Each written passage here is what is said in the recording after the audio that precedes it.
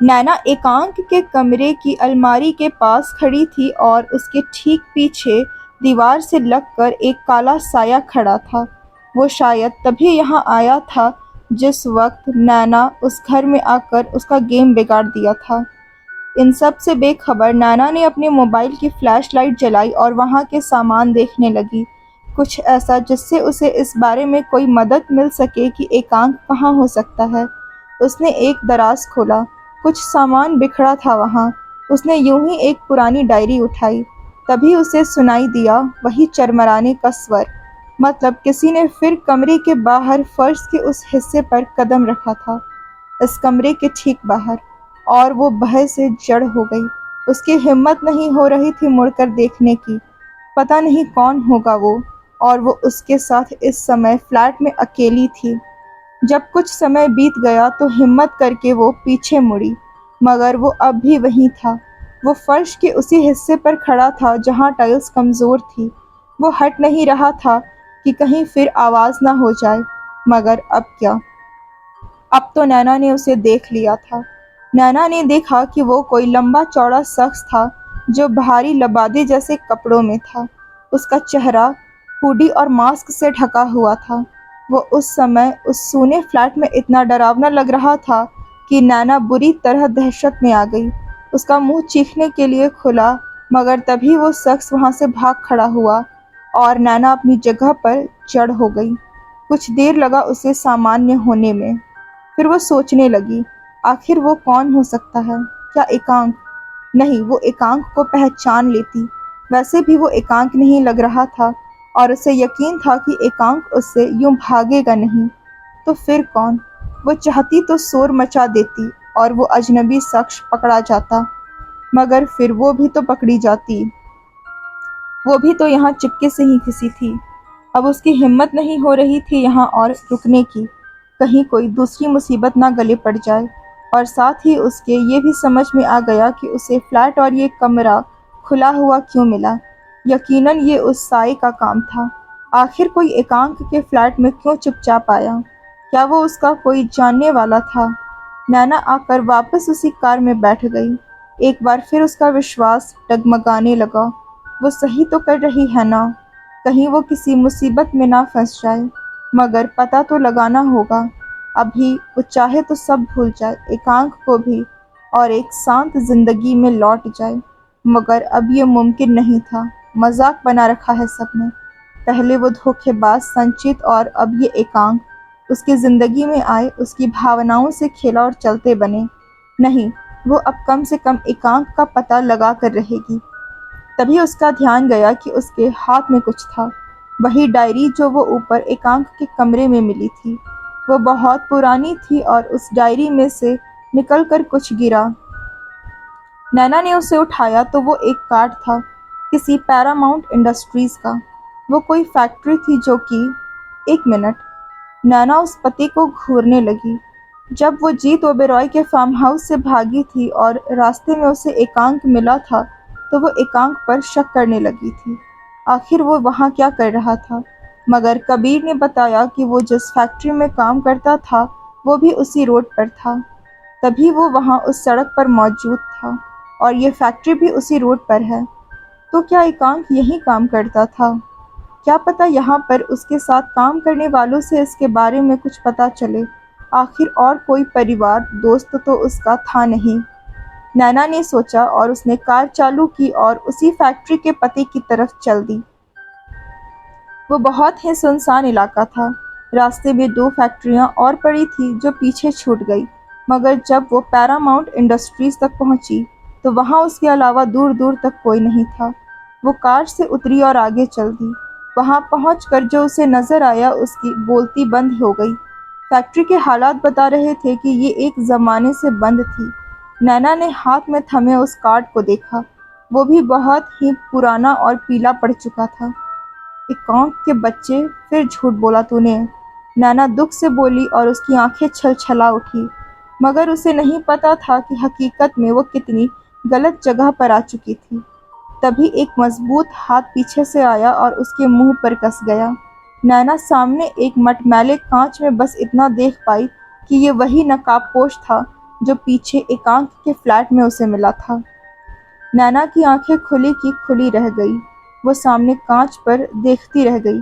जिस किसी ने भी उसे दबोच रखा था, वो यकीनन वही था जो उसे पीछे एकांक के घर पर मिला था। वो उस हुलिये को भी पहचान गई, साथ ही इस अजीब सी गंध को भी जो उससे आ रही थी। गंध जैसे काई मिले पानी से उठती है। और अचानक ही वो कांप उठी। उसके मन में एक अजीब सा विचार आया कि क्या हो अगर जिस किसी ने भी उसे दबोच रखा है वो इंसान न हो, क्योंकि वाकई उसके पास से वो अजीब सी महक उठ रही थी। क्या एकांक को भी इसी ने गायब किया होगा? आखिर ये उसके घर पर था। तभी उसकी गर्दन में कुछ चुभा और वो बेहोश होने लगी। न जाने कितनी ही देर बाद उसकी आंखें खुली।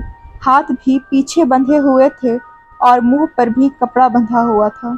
कुछ समय लगा उसे होश पूरी तरह लौटने में। वो उठकर बैठ गई और हर तरफ देखने लगी। वहां नीम अंधेरा था और वो जहां पड़ी हुई थी वहां भारी भारी बक्से और दूसरे भारी कबाड़ जैसे सामानों की काली आकृतियां दिख रही थी। कथी है तू नैना, फिर फंस गई ना? पर ये जगह कौन सी है? शायद वही फैक्ट्री है। मैं उसके अंदर हूँ क्या? क्या कोई मुझे ढूंढने आएगा? भला कौन आएगा? सोचते हुए उसे जोर की रुलाई आई। फिर उसने खुद पर काबू किया। वो ऐसे हिम्मत नहीं हार सकती। कुछ तो करना होगा।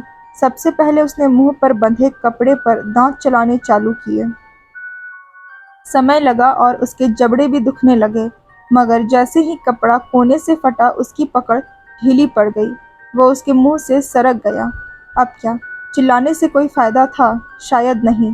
फिर उसकी नज़र पड़ी अपनी शर्ट पर लगे ब्रोच पर। वो सितारों के आकार का था और उस पर एक पिन भी लगा हुआ था। उसने आसपास देखा और उससे एक हुक जैसी संरचना दिखाई दी। वो घिसटते हुए उसके पास गई और खुद को आगे किया। उस हुक में फंसाकर उसने उस ब्रोच को कपड़े से अलग कर दिया। फिर मुड़कर उसे हाथ में लेकर अपनी कलाई पर बंधे कपड़े पर चलाने लगी। यार, मैं ना सच में गधी हूँ, वो भी टॉप क्लास। फिर वो घुसटती हुई उसी हुक के पास गई और दीवार की मदद से खड़ी हो गई। अपना हाथ उस हुक के करीब लाई और धीरे धीरे उसकी मदद से हाथ पर बंधा कपड़ा नोचने लगी। इस दौरान उसके हाथों पर भी चोट लग गई। एक दो बार वो मुंह के बल गिरी भी, क्योंकि पैर बंधे हुए थे जिससे संतुलन बिगड़ जाता, मगर वो कोशिश करती रही। एक लंबे थकाऊ घंटे के बाद वो कामयाब हो गई। फिर उसने अपना पैर भी खोल लिया। अब कहाँ जाए वो? वो उठी और उस जगह से बाहर निकली। बाहर आकर उसने देखा कि वो एक बड़े से गोदाम जैसी जगह पर है। हर तरफ बस कबाड़ और पुराने मशीनों के अवशेष। वो जगह बहुत डरावनी लग रही थी। तभी उसे महसूस हुई वही अजीब सी गंध, पानी और काई की मिली जुली गंध।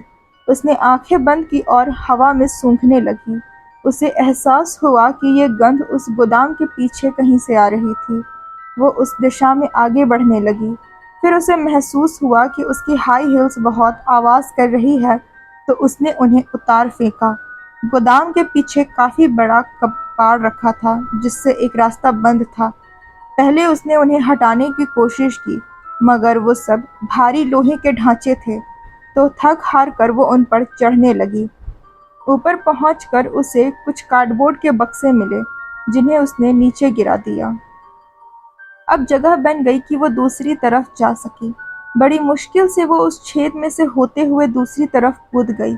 हालांकि इन सब में उसे थोड़ी चोट भी आई, मगर उसने खुद को संभाल लिया। वो लोहे की एक सीढ़ी पर गिरी थी जिसमें फंसकर उसकी एड़ी मुड़ गई थी। यहाँ तो वो स्मेल और भी तेज आ रही है। आखिर किसी बंद फैक्ट्री में ऐसे स्मेल कैसे? वो अपनी नाक पर हाथ रखती हुई बोली। ये जगह उस फैक्ट्री का स्टाफ रूम जैसा कुछ था। उससे लगे हुए बाथरूम भी थे। सब कुछ बहुत उजाड़, टूटा फूटा और मकड़ी के जालों से भरा हुआ था। नैना आगे बढ़ी और वहां से बाहर निकली। अब वो मुख्य फैक्ट्री में थी।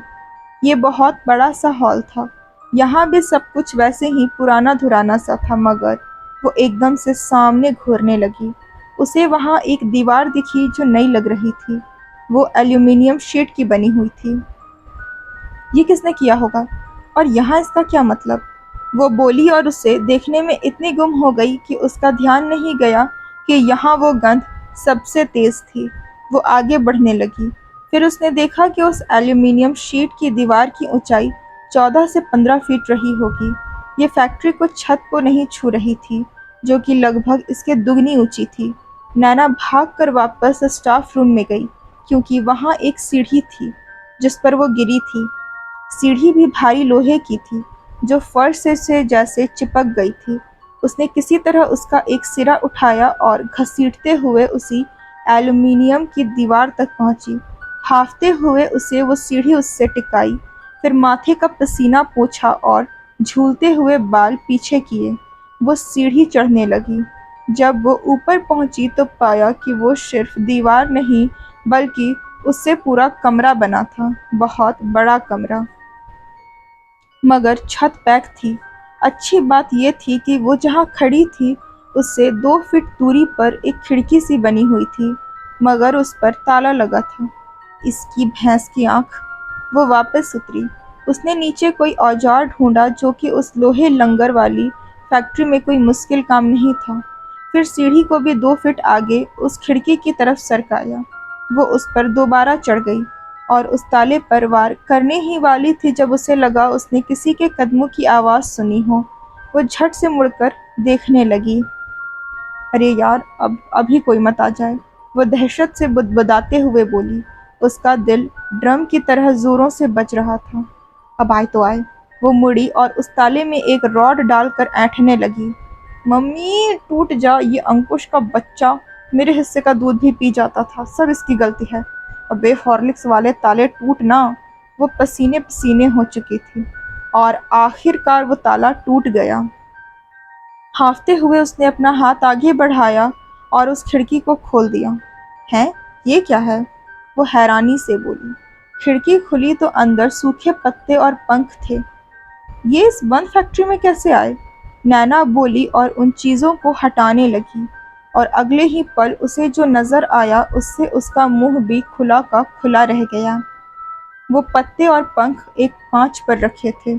उस एल्यूमीनियम की खिड़की के नीचे एक कंक्रीट की छत थी, जिसका ये रोशनदान था। इसी रोशनदान पर ये सूखे पत्ते पड़े थे, जो साफ साफ प्लांट किए हुए थे, वरना बंद फैक्ट्री में पत्ते थोड़ी झड़ते हैं पेड़ों से। और जब नैना ने उस रोशनदान से अंदर झांक कर देखा तो उसे लगा उसकी नज़रों को धोखा हो रहा है। बिल्कुल वही दृश्य जो उस पेंटिंग में है।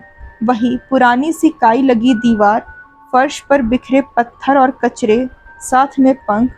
सब कुछ वैसा ही तो है। बस कमी है तो इनके बीच बैठकर रोने वाली किसी लड़की की। नैना को लगा जैसे उसके दिल ने धड़कना बंद कर दिया हो। क्या है ये सब? आखिर ये कोई संजोग तो नहीं हो सकता। आखिर ये सब क्या तमाशा है? सब कुछ उस पेंटिंग जैसा। और आ उसकी बाकी बातें उसके मुंह में रह गई, क्योंकि तभी किसी ने उस सीढ़ी को पकड़कर हिलाया था। नाना बुरी तरह दहल गई और जब पीछे मुड़कर देखा तो वो वही नकाबपोश था। वो लौट आया था। नाना बहुत डर गई और जल्दी से उसी छत पर चढ़कर बैठ गई। उस नकाबपोश ने भी सीढ़ी खींच ली। कुछ देर तक तो वो नैना को घूरता रहा, फिर चला गया। नैना हकबकाई सी वहीं बैठी रही। एक तरह से उसने खुद को कैद कर लिया था।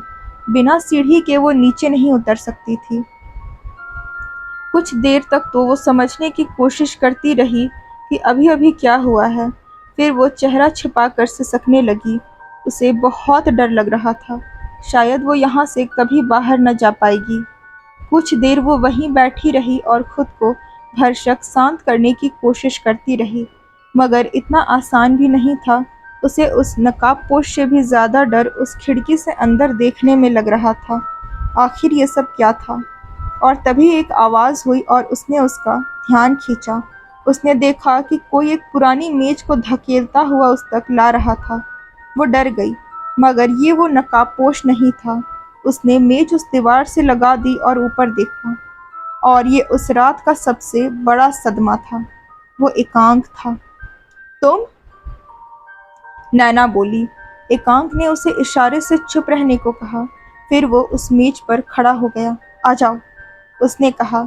नैना ने देखा। वो मेज लगभग 4 फुट ऊंची थी, जिस पर 6 फुट का एकांक खड़ा था, मगर अब भी वो डर रही थी। नैना जल्दी करो, वो कभी भी लौट आएगा, वो दबी आवाज़ में बोला। नैना ने एकांक के चेहरे को देखा। वो उससे गुस्सा थी, मगर दूसरी तरफ उसके मन में आ रहा था कि वो बोले तो वो कुएं में भी कूद जाए। ये दीवार क्या चीज़ है, और नैना कूद गई। एकांक बुरी तरह लड़खड़ा गया, मगर उसने उसे संभाल लिया।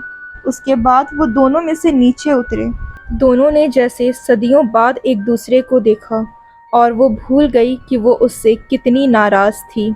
एकांक को दोबारा देखने की खुशी हर बात पर भारी थी। वो कसकर उसके गले लग गई। एकांक भी दुख से मुस्कुराया और उसे कसकर गले लगा लिया। कहाँ थे तुम, झूठे कहीं के? वो उसके गाल पर हल्की चपत लगाती हुई बोली। क्या फर्क पड़ता है, दूसरे ग्रह पर भी चला जाता तो भी तुम तो ढूंढ ही निकालती। एकांक बोला तो नैना थोड़ा झेंप गई। अब जाओ यहाँ से, इससे पहले कि जाओ मतलब तुम भी चलो ना। मैं नहीं जा सकता, एकांक उदासी से बोला। क्यों नहीं? और पहली बार नैना का ध्यान एकांक के शरीर पर गया। वो दुबला लग रहा था, उसके शरीर पर भी चोटों के निशान थे, जैसे उससे मारपीट की गई हो, उसे यातना दी गई हो। एकांक, क्या हो रहा है ये सब? नैना बोली और उस एल्यूमिनियम शीट से बने कमरे की तरफ इशारा किया। चलो नैना, यहाँ से तो। मैं नहीं जाऊंगी, पहले मुझे बताओ ये सब क्या घोटाला है? इसके अंदर उस पेंटिंग जैसा सेटअप क्यों है? और कहाँ गायब हो गए थे तुम बिना कुछ बताए? नैना गुस्से से बोली। एकांक ने कुछ नहीं कहा, बस उसकी तरफ देखता रहा। तो लोग इस तरह से गायब हो रहे थे? नैना हैरानी से बोली। उसके दिमाग ने काम करना ही बंद कर दिया था। एकांक ने नजरें झुका ली। एकांक तुम? वो बोल ही रही थी जब एकांक ने जोर से सांसें खींची। वो सामने देख रहा था, जहां वही रीछ जैसा नकाबपोश खड़ा था। नैना भी डर गई थी और उसने देखा कि उसे देखकर उससे ज्यादा दहशत में एकांक आ गया था। नैना भागो, आगे से लेफ्ट, वहाँ एक वॉशरूम है जिसकी खिड़की टूटी हुई है, जाओ। एकांक जल्दी से बोला। लेकिन तुम। नैना जाओ, मैं इसे रोकता हूँ, एकांक बोला तो नैना मुड़ी और भागने लगी। वो नकाबपोश भी हरकत में आया और उसके पीछे लपका, मगर एकांक ने उसे दबोच लिया। उसने एकांक को खुद से परे किया। नैना अब बाहर निकलने ही वाली थी कि उस नकाबपोश ने गन निकाल ली और उसका रुख नैना की तरफ किया। नैना बाहर आने ही वाली थी जब उसने अपने पीछे एक आवाज़ सुनी और वो जड़ हो गई। वो पीछे मुड़ी तो देखा वो दिल दहला देने वाला नज़ारा। उस नकाबपोश ने नैना पर गोली चलाई थी, मगर एकांक बीच में आ गया था। उसको दोनों हाथ उसके पेट पर थे। वो वहीं कराहता हुआ लुढ़क गया। एकांक! नैना जोर से चीखी। वो भागती हुई उसके पास पहुंची। एकांक नहीं, वो सुबकने लगी। नैना जाओ यहाँ से, एकांक तड़पता हुआ बोला। तुम्हें कुछ नहीं होगा एकांक, मैं हूं ना, मैं तुम्हें कहीं से भी ढूंढ निकालूंगी, एकांक, वो उसका हाथ पकड़ती हुई बोली। दूसरी तरफ रात हो चुकी थी। समंदर अभी भी धीरे धीरे लहरा रहा था, जैसे कोई विशालकाय जानवर गहरी नींद में खर्राटे भर रहा हो। दर्शित और कबीर उसके किनारे टहल रहे थे। पास ही वो होटल भी था जहां वो ठहरे हुए थे। मैंने उन बिल्डिंग के बारे में पता किया है जो काफ़ी पुरानी है, जिन्हें अब तक तोड़ा नहीं गया है, बस कब से रेनोवेट कर करके काम में लाया जा रहा है। और ऐसी यहाँ बहुत सी बिल्डिंग हैं, एक तो गेस्ट हाउस भी है। दर्शित बोला तो कबीर ने सवालिया नज़रों से उसे देखा। जब चैतन्य देव शर्मा यहाँ आए होंगे, वो हो सकता है इनमें से किसी में ठहरे हो। दर्शित बोला। हाँ, और अपना हैंड टॉवल पीछे छोड़ गए हो तुम्हारे लिए। मतलब? दर्शित ने आंखें सिकोड़ी। इससे क्या हासिल हो जाएगा? वो तो तब पता चलेगा जब हम उस जगह को ढूंढ पाएंगे ना। वो एक हस्ती थे, क्या पता उनके कुछ और भी निशान मिले। दर्शित ने कहा। तभी कबीर का मोबाइल बजने लगा। उसने देखा फोन अनजान नंबर से था। हेलो कबीर, सामने से एक कांपता स्वर सुनाई दिया। कौन? मैं नैना। नैना, क्या हुआ, तुम रो क्यों रही हो? कबीर बोला। दर्शित भी उसे देखने लगा। कबीर, वो एकांक, बोलकर नैना फिर सुबकने लगी। क्या हुआ एकांक को? नैना रो मत, पहले बताओ मुझे। गोली लगी है उसे, डॉक्टर कह रहे हैं उसकी हालत बहुत क्रिटिकल है। और नैना सुबकने लगी फिर। अरे नैना, पर तुम सारी बात बताओ। कबीर जल्दी से बोला। आप वापस आ जाओ, अब कुछ नहीं रखा वहाँ। नैना रोती रही। क्या मतलब? कोई सायरन नहीं, कोई पेंटिंग नहीं। ये कुछ लोग थे जो लोगों को किडनैप कर रहे थे। एकांक को भी किडनैप कर रखा था और मैं अपनी आंखों से वो जगह तक देख कर आ रही हूँ, वही जिसे आप दूसरा डायमेंशन तक समझ रहे थे। सब धोखा था, बस धोखा। नैना कलपती हुई बोली। कबीर फ़ोन पकड़े सन्न रह गया। वो अपने सामने खड़े दर्शित को देखने लगा जो उसकी बात मानकर शहर से इतनी दूर इस गांव में आ गया था, सिर्फ चैतन्य देव शर्मा की खोजबीन में, उस पेंटिंग का रहस्य जानने। अब क्या कहे वो उससे? कैसे कहे कि ये सारा तामझाम फिजूल था? कबीर ने फ़ोन रख दिया और परेशानी से हवा में घूरने लगा। अभी अभी क्या कहा था नैना ने? ये सब क्या था? क्या उसने सही से सब सुना था? क्या हुआ कबीर, सब ठीक तो है? दर्शित कबीर के चेहरे के भाव देखता हुआ बोला। कबीर बहुत बुझा हुआ सा लग रहा था। अगले भाग में हम इस राज से पर्दा उठाएंगे। तब तक के लिए बने रहिए। अगर कहानी पसंद आई तो वीडियो को लाइक करें, अपने दोस्तों के साथ शेयर करें और चैनल को ज़रूर सब्सक्राइब करें, क्योंकि नोटिफिकेशन में ही अगला पार्ट पॉपअप होगा और आप इस रहस्यमयी कहानी के तार सुलझा पाएंगे।